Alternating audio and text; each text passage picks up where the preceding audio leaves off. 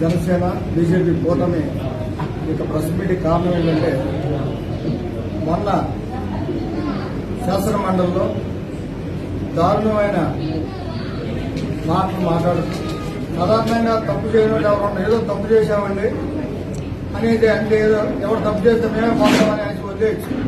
దాన్ని కవర్ చేసుకుంటా తప్పులు చేస్తున్నాయి వైఎస్ఆర్ పార్టీ.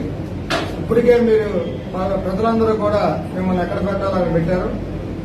అదే కాకుండా పవిత్రమైన ఈ లడ్డూని ఎవరైనా సరే మేము ఎప్పుడైనా పెట్టినప్పుడు చూస్తుంటాం, గబగబా చెప్పులు తీసి ప్రసాదాన్ని దండం పెట్టి నేర్చుకుంటారు.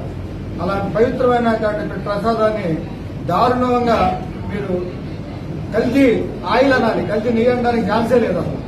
అలాంటి దారుణమైనటువంటి ఆయిల్ వేసేసి ప్రజలు అంత పవిత్రంగా చేసేదానికి ఎవరైనా భయపడతాం. అసలు ఎవరైనా సరే దేవుడి జోలికి వెళ్ళాలంటేనే అది హిందువులు కావచ్చు, క్రిస్టియన్ కావచ్చు, ముస్లింస్ కావచ్చు, ఒక భయం. దేవుడి జోలికి వెళ్ళకూడదు.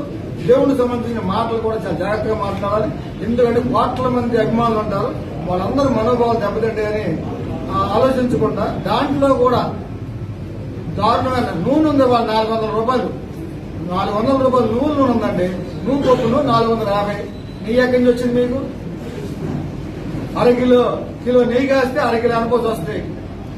కిలో నెయ్యి వాళ్ళు 600 పైన